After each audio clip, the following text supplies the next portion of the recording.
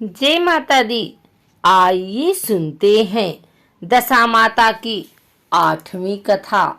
पुराने समय की बात है कि एक घर में एक जेठानी देवरानी थी। वे दोनों निसंतान थी। वे मेहनत करके पेट पालती थी। दोनों व्रत पूजन कुछ भी नहीं करती थी। एक दिन दोनों प्रातःकाल गांव में आग लेने गई। उस दिन गांव में दशा माता का पूजन था, इसलिए उन्हें किसी के यहाँ से भी आग नहीं मिली। आग न मिलने पर जेठानी देवरानी से बोली, आज हम दोनों का भी व्रत रहेगा। शाम को आग मिलने पर ही रसोई बनाकर भोजन करेंगी। शाम हो जाने पर जेठानी अपनी पड़ोसन के यहाँ से आग लेने गई। पड़ोसन ने उसे आदरपूर्वक बैठाया। जेठानी ने पड़ोसन से पूछा, दशा माता का पूजन करने से क्या होता है? पड़ोसन ने बताया कि जिस बात की इच्छा करके डोरा लिया जाता है वह इच्छा पूर्ण हो जाती है। जेठानी यह सुनकर पड़ोसन से बोली, अगली बार जब डोरा लेना हो तो मुझे भी बताना, मैं भी डोरा लूंगी। जेठानी जैसे ही आग लेकर घर से बाहर आई तो उसे गायें चरकर आती दिखाई दी। ग्वाला पीछे आ रहा था। उसके कंधे पर एक बछड़ा था और एक गाय बछड़े को चाटते हुए चल रही थी। पड़ोसन ने ग्वाले से पूछा, तुम्हारी गाय के पहली बार प्रसव हुआ है क्या? ग्वाले ने बताया कि हाँ। पड़ोसन ने फिर पूछा, गाय ने बछड़ा दिया है या बछिया? ग्वाला बोला, बछड़ा है। यह जानकर जेठानी से पड़ोसन ने कहा कि घर जाकर दशा माता का डोरा ले लो। 9 दिन तक व्रत रखकर कथा सुनना तथा 10वें दिन सिर सहित स्नान करके पूजन करना। दशा माता चाहेंगी तो 10 दिन के भीतर ही तुम्हारी मनोकामना पूर्ण हो जाएगी। जेठानी ने घर जाकर सारी बातें देवरानी को बताई। दोनों ने दशा माता से मनौती मांगी कि यदि हम दोनों की संतान होगी तो हम सुहागिनों को न्योता देंगे। दोनों ने दशा माता का डोरा लिया। दशा माता की कृपा से डोरे की पूजा से पहले ही दोनों देवरानी जेठानी गर्भवती हो गई। 9 महीने 9 दिन के बाद दोनों ने 2 लड़कों को जन्म दिया।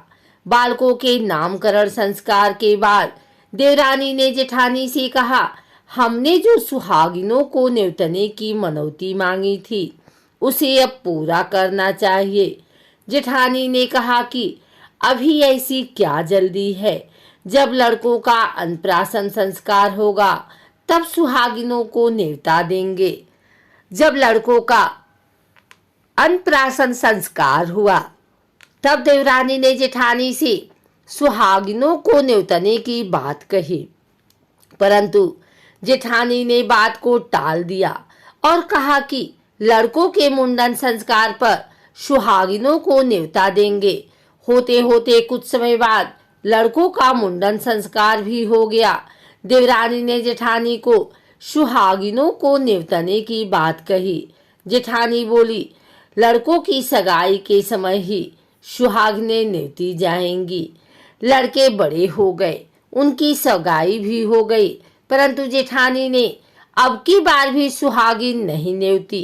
जेठानी बोली, जिस दिन लड़कों के फेरे होंगे उसी दिन सुहागिनों को न्योता देंगे।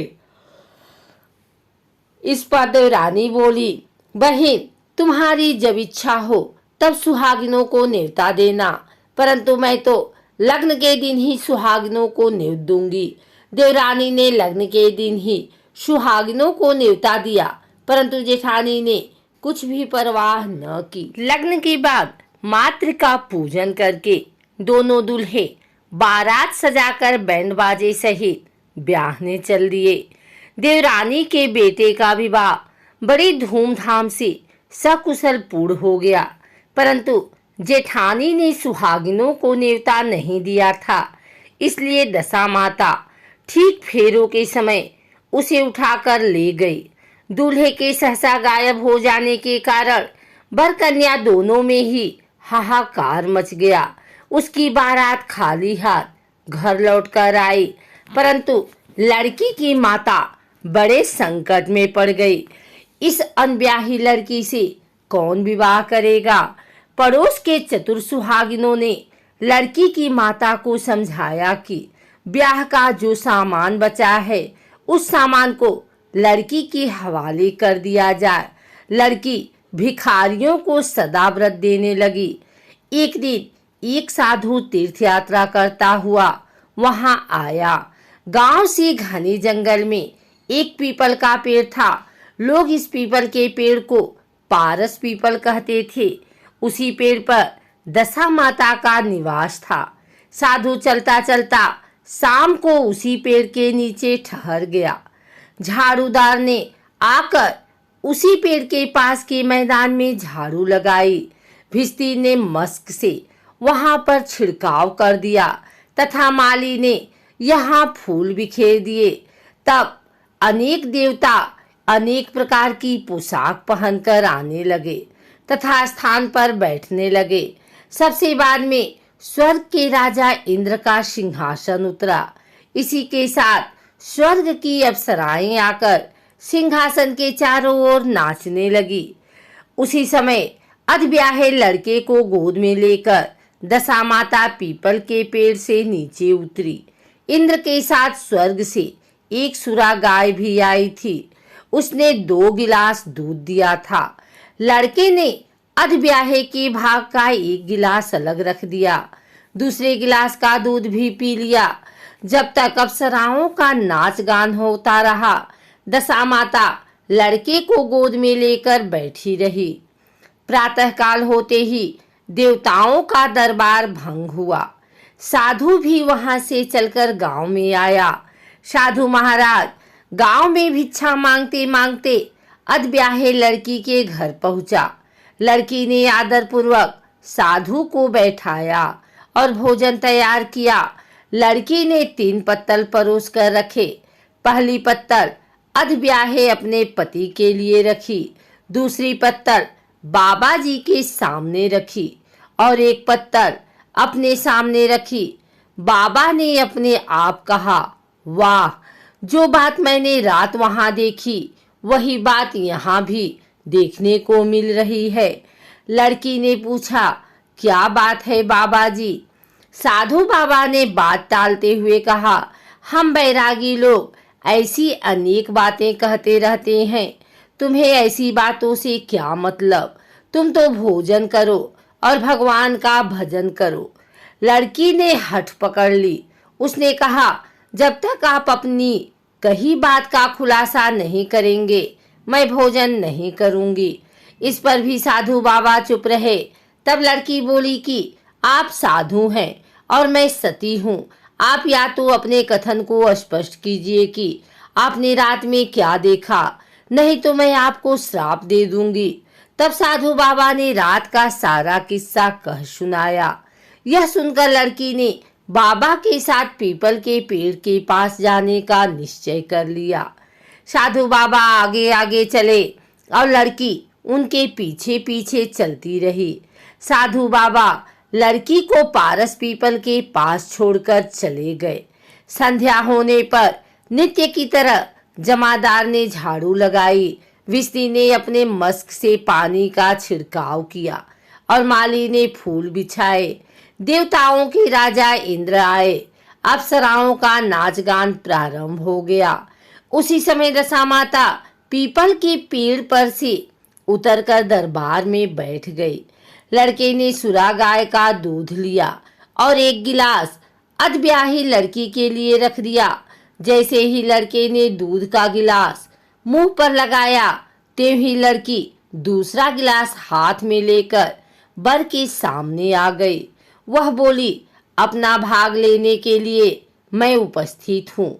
मेरे लिए क्या आज्ञा है? मैं सेवा करने के लिए तैयार हूँ। तब लड़का बोला, मैं इस तरह से तुमसे नहीं मिल सकता। मैं दशा माता की सेवा में रहता हूँ। मुझे अभी दरबार में जाकर दशा माता की गोद में बैठना होगा। यदि तुम्हें मुझसे प्यार है तो दशा माता को प्रसन्न करके उनसे मुझे अपने लिए मांग सकती हो, तब मैं तुम्हारा हो सकता हूँ। लड़का दूध पीकर दशा माता की गोद में जाकर बैठा। लड़की अप्सराओं के साथ नाच गाने लगी। जब सवेरा हुआ तो दशा माता ने इस नई लड़की को बुलाकर पूछा, तुम कौन हो? तुम्हारे नाचने से मैं बहुत प्रसन्न हुई। जो कुछ मांगना है मांग लो। लड़की ने दशा माता से वचन ले लिया कि मैं जो कुछ मांगूंगी वह आप मुझे प्रदान करेंगी। तथास्तु कहने के बाद लड़की ने दशा माता से कहा, अपने पति को पकड़कर कहा कि मुझे यही चाहिए। दशा माता ने कहा, तूने मांगा तो बहुत, परंतु मैं वचन दे चुकी हूँ, इसी कारण मैं तेरे पति को तुझे वापस देती हूँ। राजा इंद्र ने पूछा कि भगवती, यह सब क्या राज है? मैं इस राज को जानना चाहता हूँ। तब दशा माता ने बताया कि यह लड़का मेरे वरदान से ही प्राप्त हुआ था और इसकी माता ने मनौती मांगी थी कि लड़का पैदा होने पर मैं सुहागिनों को न्योता दूंगी, परंतु उसने अभी तक अपना वचन पूरा नहीं किया। इस कारण मैं इस लड़के को विवाह मंडप से उठा लाई थी। यह लड़की इसकी अधब्याही पत्नी है और पतिव्रता है। पतिव्रता होने के कारण यह देव समाज में पहुंचकर मुझसे अपना पति मांग रही है। दशा माता के ऐसे वचन सुनकर इंद्र सहित सभी देवताओं ने वर वधू के ऊपर पुष्प की वर्षा की। तब तक साधु बाबा भी वहां पर आ गए। साधु बाबा दूल्हा और दुल्हन को साथ लेकर गांव की ओर चल पड़े। जब ये तीनों गांव के समीप पहुंचे तो गांव वालों ने दूल्हा दुल्हन को देखकर लड़की के पिता को सूचना दी कि तुम्हारी पुत्री दूल्हे के साथ आ रही है। जिस दिन से लड़की चली गई थी तो उसके पिता ने लोकापवाद के डर से बाहर निकलना बंद कर दिया था। गांव वालों की यह भी बात सुनकर उसने घर के किवाड़ बंद कर लिए। उसने समझा लड़की साधु बाबा के साथ आ रही होगी, इसलिए लोग मेरा उपहास कर रहे हैं। जब गांव के गणमान्य व्यक्तियों ने भी वही बात बताई, तब उसने घर के किवाड़ खोले और बाहर निकला। जब उसने सचमुच अपने द्वार पर लड़की और दामाद को खड़े देखा तो उसकी प्रसन्नता का ठिकाना नहीं रहा। लड़की के पिता ने इस खुशी के मौके पर बहुत दान पुण्य किया और फिर से विवाह की तैयारी की। लड़की ने अपनी माता से कहा कि इस तरह से विवाह नहीं होगा। पहले दूल्हे की माता सुहागिनों को न्योता देकर बारात लेकर आए, तब विवाह के नेक पूरे किए जाएं। लड़की के पिता ने लड़के के घर पर खबर भेजी। लड़के की मां ने पहले सुहागिनों को न्योता दिया, तब बारात चली। बड़ी धूमधाम से विवाह हुआ। वर वधू दोनों अपने घर पर आ गए। वधू की खुशी में लड़के की माता ने दोबारा सुहागिनों को न्योता दिया। उसी समय से विवाह के दिन वर के घर पर सुहागिनों का न्योतने की प्रथा चली आ रही है। दशा माता ने जिस तरह सती की दशा बदली, वैसे वह सभी का कल्याण करे।